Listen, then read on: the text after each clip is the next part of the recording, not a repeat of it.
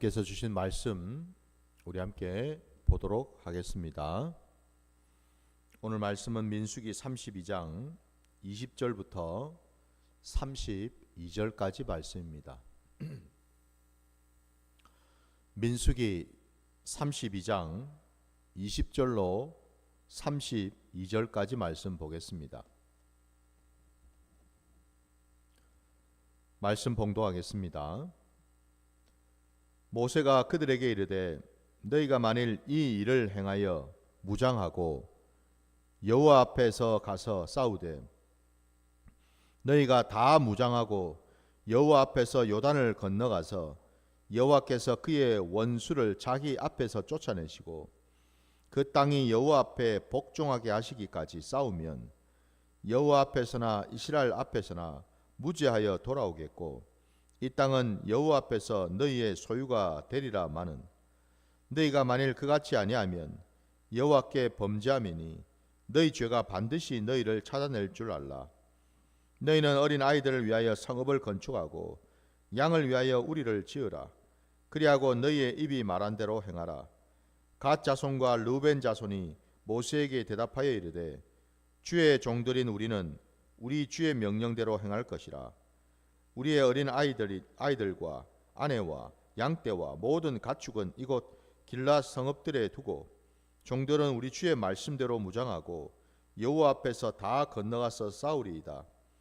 이에 모세가 그들에 대하여 제사장 엘라살과 눈의 아들 여호수아와 이스라엘 자손 지파의 수령들에게 명령하니라. 모세가 그들에게 이르되 갓 자손과 르우벤 자손이 만일 각각 무장하고 너희와 함께 요단을 건너가서 여호와 앞에서 싸워서 그 땅이 너희 앞에서 항복하기에 이르면 길앗 땅을 그들의 소유로 줄 것이니라. 그러나 만일 그들이 너희와 함께 무장하고 건너지 아니하면 그들은 가나안 땅에서 너희와 함께 땅을 소유할 것이니라. 갓 자손과 르우벤 자손이 대답하여 이르되 여호와께서 당신의 종들에게 명령하신 대로 우리가 행할 것이라. 우리가 무장하고 여호와 앞에서 가나안 땅에 건너가서 요단 이쪽을 우리가 소유할 기업이 되게 하리이다. 아멘. 자, 오늘 우리에게 이 주신 말씀을 가지고 요단 동쪽 땅의 의미라는 제목으로 말씀을 증거하고자 합니다.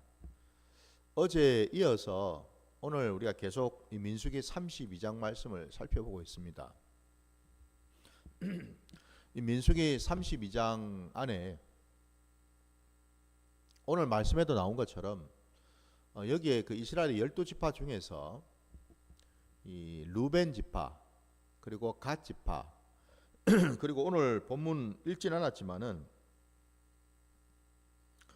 그 39절과 40절 말씀을 또 보게 되면은 거기에 므낫세의 아들 마길의 자손은 가서 길앗을 쳐서 빼앗고 거기 있는 아모린을 쫓아내매 모세가 길앗을 므낫세의 아들 마길에게 주매 그가 거기 거주하였고라고 나오죠. 이 말인즉슨 이 길앗이라고 하는 이 땅도 요단 동쪽에 있는 땅이지요.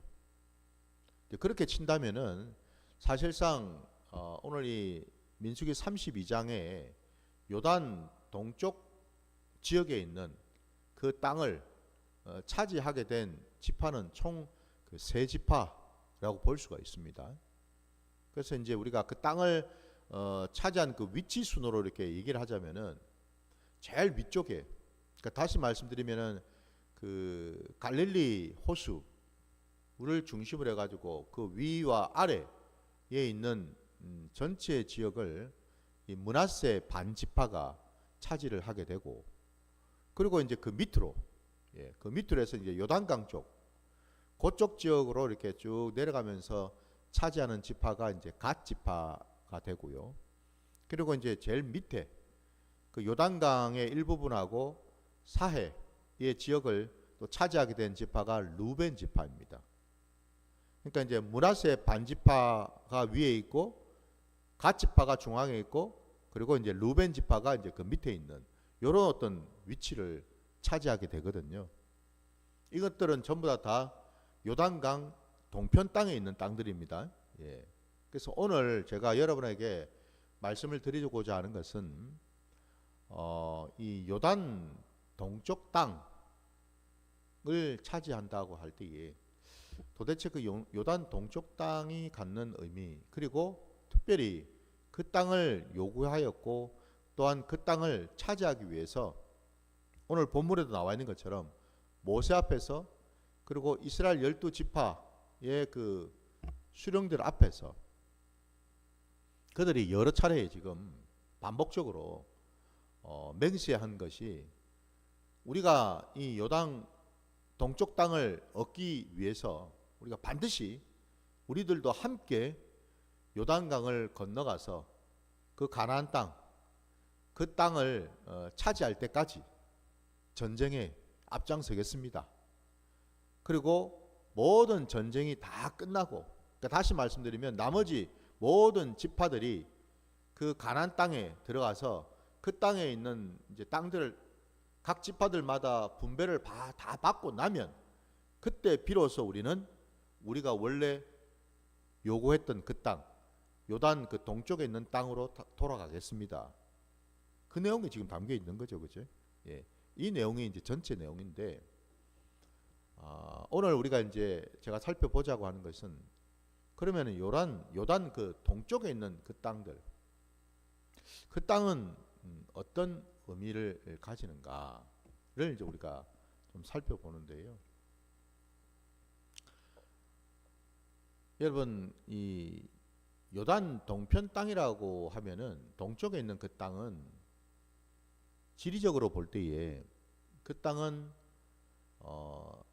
그 동쪽 지역에 있는 그리고 그 위쪽에 있는 이방 족속들에게 항상 열려 있는 개방되어 있는 그런 지역이라고 볼 수 있겠지요. 그러니까 다시 말씀드리면 지금 그 세 지파가 차지하고 있는 그 땅은 여러분 그보다 훨씬 더 그 동쪽 지역으로 쭉 가게 되면은 거기에 여러분 어디가 나옵니까? 그 위로는 다메섹과 그 수리아 지역으로 이렇게 연결이 되어 있고 동쪽으로 옆으로 가게 되면은 그쪽에는 여러분 우리가 구약의 말씀들을 쭉 살펴볼 때에 그 이스라엘 백성들을 끊임없이 침략을 했던 여러 제국들, 먼저는 아수르가 있고 그죠? 그리고 바벨론이 있고요. 그리고 페르시아가 또 나오지 않습니까? 그죠? 예. 바사 제국요. 아수르든 바벨론이든 페르시아든 그 나라가 세워지고 그 제국이 세워진 곳이 바로 그 동쪽 지역이죠. 그러니까 한마디로 그 동쪽으로 쭉 가다 보면 거기에 이 유프라테스 강과 티그리스 강이 흐르지 않습니까? 바로 그 지역이에요, 여러분. 바로 그 지역에서 바로 그 세력들이 일어나게 되었고 그들이 제국이 되어서 이스라엘을 침략하는 그런 일이 일어나게 되지요. 그러면 여러분 우리가 지리적으로 볼 때 어떻습니까? 그런 강대국으로부터 가장 먼저 침략과 공격을 받을 수 있는 위치에 있는 곳이 바로 요단 동쪽 지역이죠, 그죠? 아무래도 상대적으로 서쪽 지역보다는 동쪽을 거쳐서 이렇게 서쪽으로 와야 되니까 그 말은 이것은 구약의 역사를 거쳐서 볼 때라도 가장 먼저 여러분 그 12지파 중에서 그 강대국으로 침략을 받아서 그 강대국들에게 포로로 끌려가서 지파 자체가 사라지게 된 그런 어떤 역사적인 배경을 볼 때에 이 방금 우리가 보았던 므낫세 반지파도 그렇고 그리고 갓 지파든 루벤 지파든 이 지파들은 가장 빠르게 그 이방 족속들에게 그 강대국들에게 침략을 받아서 포로로 끌려갔던 그래서 사라져버리는 그런 일들이 가장 먼저 일어나게 되었다라는 사실입니다. 안타깝게도 말이죠. 그러면 여러분 보셔요. 루벤 지파든 갓 지파든 이들이 제일 먼저 그죠? 오늘 뭐 우리가 읽었던 어제 본문 말씀에도 보면 그들이 그 요단 동편에 있는 동쪽에 있는 그 땅을 모세에게 요구할 수 있었던 그 이유는, 핵심된 이유는 그들이 가지고 있는 가축의 수가 심히 많았다고 돼 있어요. 그래가지고 중요한 것은 땅을 이제 차지하게 되면은 가축을 키우면서 살아야 되는데, 그 가축을 키울 만한 조건, 풀이 많아야 되고 또 물이 풍부해야 되겠죠, 그죠? 바로 그런 위치를 자기들이 보니까 그 지역이 너무너무 좋아 보이더라 이 말입니다, 여러분. 그래서 다른 지파들보다도 자기들이 먼저 모세에게 이 땅을 달라고 요구를 하게 된 것 아닙니까? 어찌 보면 여러분, 그들은 하나님이 약속하신 젖과 꿀이 흐르는 그 땅, 요단강을 건너서 그 가나안 땅으로 들어가야 될 자들이었는데, 그들은 그 가나안 땅으로 들어가기 전에 동쪽에 있는 그 땅을 보고 그들은 마음에 들어했다. 그리고 그 땅에 살기를 원했다라는 사실. 이게 어제도 말씀드렸지만 이것은 사실은 하나님이 기뻐하시는 일이 아니었다라는 사실이죠. 놀랍게도 여러분, 성경의 말씀은 늘 반복적으로 재현이 됩니다. 우리 전도서 말씀에도 나오는 것처럼 해 아래 새 것이 없다라는 말씀이 있고, 모든 것은 여러분 새로운 것은 사실 없죠. 지나간 것을 지금 하나님은 쓰시고 지금 있는 것들을 후대에도 또 쓰신다는 말씀을 하시는 것처럼 해 아래 새 것이 없다라는 그 말씀 그대로 오늘 이 루벤 지파나 이 갓 지파나 뭐 므낫세 반지파도 마찬가지겠지. 그들이 요단 동쪽에 있는 그 땅을 차지하게 된 그 이유와 정확하게 연결이 되고 있는 말씀이 나와요. 그 말씀 우리가 먼저 한번 찾아보도록 하지요. 어디를 가시냐면 여러분, 창세기 13장으로 한번 가보시기 바랍니다. 창세기입니다, 여러분. 13장.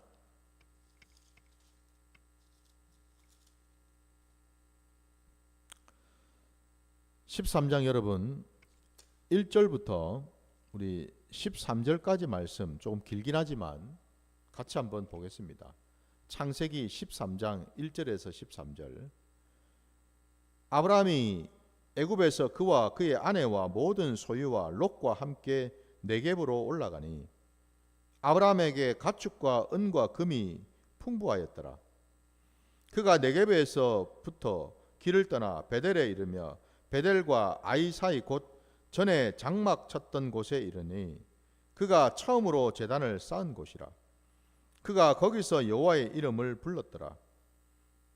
아브라함의 일행 롯도 양과 소와 장막이 있으므로 그 땅이 그들이 동거하기에 넉넉하지 못하였으니 이는 그들의 소유가 많아서 동거할 수 없었음이니라. 그러므로 아브라함의 가축의 목자와 롯의 가축의 목자가 서로 다투고 또 가나안 사람과 브리스 사람도 그 땅에 거주하였는지라. 아브라함이 롯에게 이르되 우리는 한 친족이라. 나나 너나 내 목자나 서로 다투게 하지 말자. 내 앞에 온 땅이 있지 아니하냐. 나를 떠나가라. 내가 좌하면 나는 우하고 내가 우하면 나는 좌하리라. 이에 롯이 눈을 들어 요단 지역을 바라본즉 소알까지 온 땅에 물이 넉넉하니 여호와께서 소돔과 고모라를 멸하시기 전이었으므로 여호와의 동산 같고 애굽 땅과 같았더라. 그러므로 롯이 요단 온 지역을 택하고 동으로 옮기니 그들이 서로 떠난지라. 아브라함이 가나안 땅에 거주하였고 롯은 그 지역의 도시들에 머무르며 그 장막을 옮겨 소돔까지 이르렀더라. 소돔 사람은 여호와 앞에 악하며 큰 죄인이었더라. 아멘. 지금 창세기 13장 말씀에 의하면 아브람과 조카 롯이 함께 이제 하나님께서 약속하신 그 땅을 향해서 쭉 이제 여정을 이어가고 있는데, 그들이 가지고 있는 소유가 특히 가축들이 상당히 많이 생겨가지고 불어나서 이 아브라함의 이 가축을 지키는 자들과 롯의 가축을 지키는 목자들이 서로 싸웠다고 되어 있죠, 그죠? 결국 아브라함이 제안을 하죠, 롯에게. 우리가 서로 이 같은 혈족인데 싸워서 되겠느냐? 지금은 이제는 각자 떨어져야 될 때인 것 같다라고 말하면서 네가 먼저 선택을 하라고 선택권을 주죠.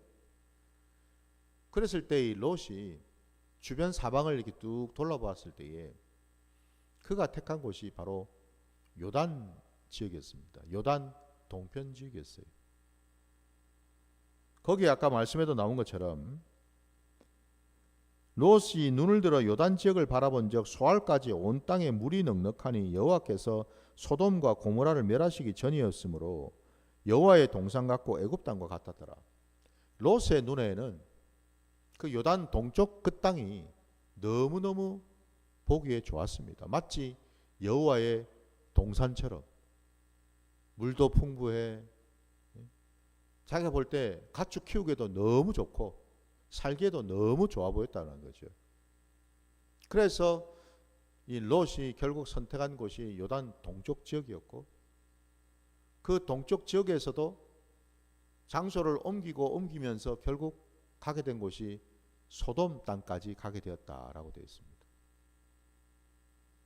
근데 놀랍게도 그 소돔 땅은 본문의 마지막 아까 그 13절 말씀해 보니까 여호와 앞에 악하며 큰 죄인이었다라고 말씀하고 있습니다.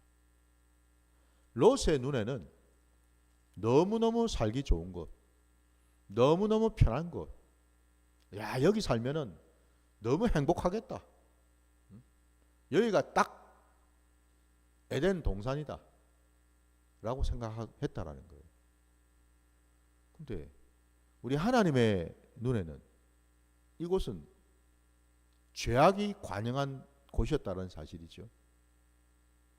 여러분, 이게 너무 차이가 나도 너무 극과 극이지 않습니까, 여러분? 너무나 대조가 되고 있습니다. 어떻게 이럴 수 있을까? 사람의 눈에는 하나님과 동행하고 하나님과 함께 하지 못한 그 눈에는 하나님의 뜻, 하나님의 생각과는 전혀 다르게 오로지 육신의 눈으로만 쳐다보고 저 땅이 복된 땅이다, 심지어는 저 땅이 하나님이 주신 땅이다, 하나님이 정하신 땅이다, 당연히 그러니까 그 땅에 살면 복 받을 거다 라는 착각, 이런 오해, 이런 어리석음, 이런 무지, 글자가 들어 온통 뭐예요? 자기 중심으로, 자기 위주로 생각하고 판단하고 결정했죠, 그죠? 심지어는 하나님 뜻도, 하나님의 계획도, 하나님의 생각까지도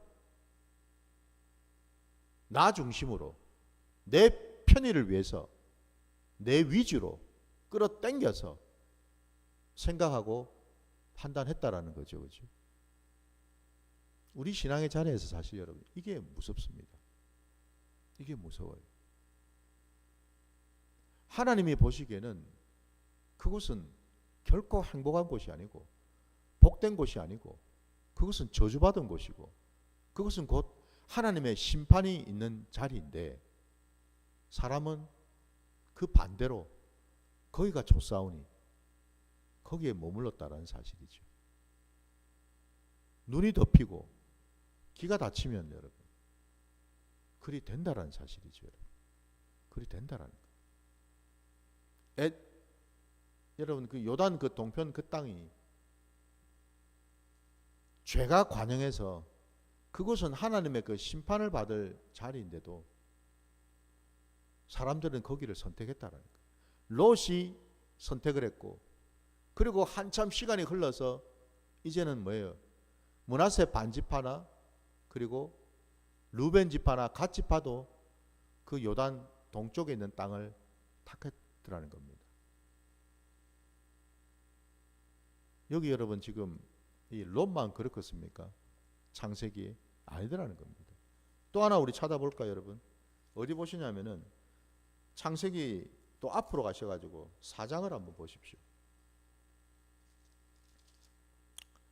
창세기 4장 16절 말씀. 창세기 4장 16절입니다. 가인이 여호와 앞을 떠나서 에덴 동쪽 놋 땅에 거주하더니 라고 되어 있습니다. 가인이 하나님으로부터 심판을 받고 징계를 받아서 쫓겨났습니다. 그가 간 곳이 에덴 동쪽 놋 땅이라고 나오지 않습니까, 여러분? 이 놋 땅, 이 놋이라는 의미 자체가 갖는 의미가 유리하고 방황한다라는 의미를 가지고 있거든요. 하나님 앞에서 범죄하고 죄인이 되어서 그 죄인이 떠났던 곳, 머물렀던 곳, 그곳은 결국 여러분 하나님이 약속하신 하나님의 은혜와 복이 머무는 그 에덴이 아니라 그 에덴의 동쪽 편이었습니다. 놋 땅이었다고 되어 있습니다. 죄인이 머무는 그곳은 여러분, 그곳이 아무리 겉으로 보기에는 좋아 보이고 행복해 보이고 뭐가 풍성해 보이고 있어 보이는 것 같아도 사실 그곳이 바로 놋 땅처럼 가인이 머물렀던 그 놋 땅과 같이 유리하고 방황할 수밖에 없는 땅이었다라는 사실입니다. 저와 여러분은 지금 어느 자리, 어느 땅에 지금 머물러 있습니까? 하나님이 약속하신 땅에 있습니까? 아니면 내가 원하고 내가 바라고 있는 땅에 있습니까?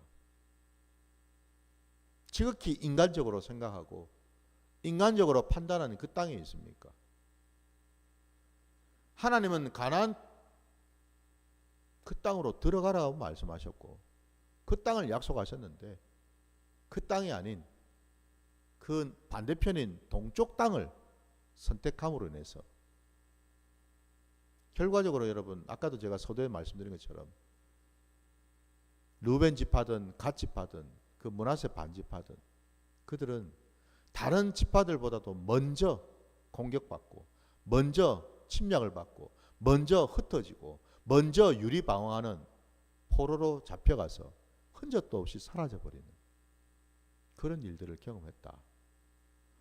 마지막으로 여러분 하나만 더 찾아봅시다. 구약의 우리 역대상 5장을 한번 가보겠습니다. 5장 26절. 역대상 5장입니다.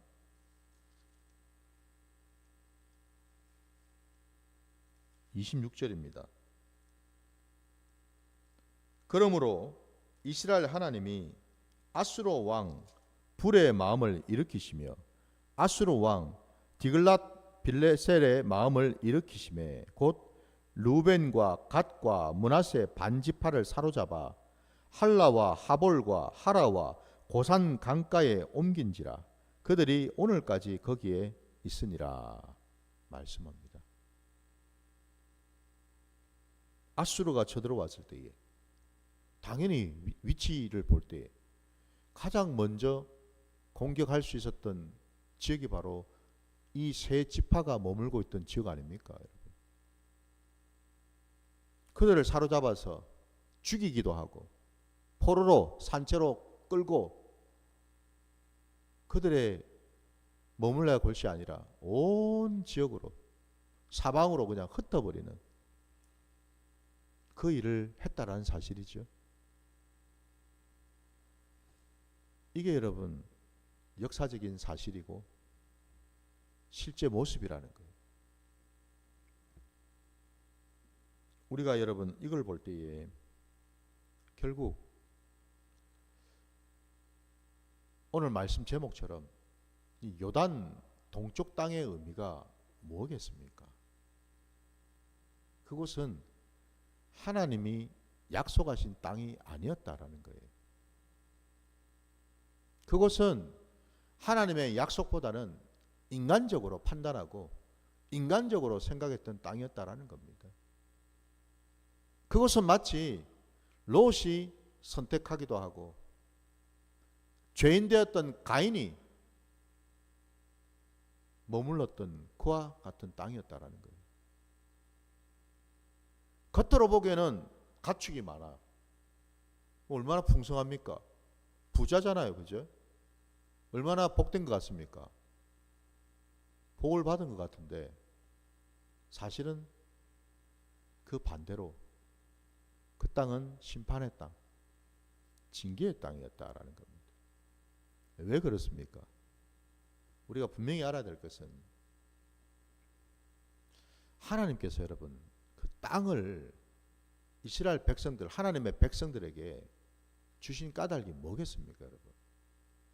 뭐 부동산 투자하려고 주셨겠습니까? 네? 부동산 정책을 위해서 주셨습니까, 하나님께서? 그러니까 많은 사람들이 오해를 합니다, 그 땅에 대해서. 야, 구약 시대 이스라엘 백성들은 좋았겠다. 네? 하나님이 땅까지 다 약속으로 주셔가지고 땅도 다 차지할 수 있도록. 그럴 것 같았으면 여러분 이 신약 시대에도 하나님을 믿는 백성들에게 다 그 땅 주셔야죠. 네? 한국 땅에 여러분 땅을 다 나눠 주셔야죠. 한국 땅도 분배해 주시고 나눠 주셔야죠. 그런 의미가 아니지 않습니까, 여러분? 그 땅은 여러분 그냥 땅이 아니라 우리가 하나님과 동행하느냐 동행하지 않느냐를 판단할 수 있는, 점검할 수 있는, 시험할 수 있는 그런 자리였다라는 사실입니다. 그 땅은 또 다르게는 여러분 사실은 우리의 심령이기도 하죠. 그죠? 우리의 심령 땅이기도 하죠. 우리 심령이 지금 하나님의 말씀과 함께 하느냐 아니면 내가 중심이 되어서 내 뜻대로 내 생각과 내 계획대로 지금 하고 있느냐, 내 심령 중심에 무엇이 자리 잡고 있느냐 이 말입니다. 지금 무엇을 내가 근거로 해서 살고 있느냐 이 말입니다. 내 생각과 내 계획이 중심이 되어서 하나님의 뜻도 하나님의 생각도 하나님의 말씀도 내 편으로 끌어당겨서 내 계획과 내가 하는 일을 합리화시키고 정당화시킬 수 있는 수단으로 사용하고 있는가? 아니면 하나님 중심으로 하나님 뜻에 합해서 하나님 말씀대로 순종하면서 살고 있는가? 그것을 가늠할 수 있는 그런 근거요 척도라는 거죠. 그죠? 그래서 여러분 이 땅이 중요한 겁니다. 땅이 중요하다고요. 그래서 신약시대에 우리 주님이 오셔서 천국을 비유로 드실 때에 땅에 대한 비유로 많이 말씀하셨죠. 그죠? 그걸 한번 곰곰이 생각해 보시기 바랍니다. 천국은 마치라고 하면서 땅에 감추인 보화라고 말씀하시죠. 그 땅이 뭔 땅이겠어요, 여러분? 진짜 땅이겠습니까?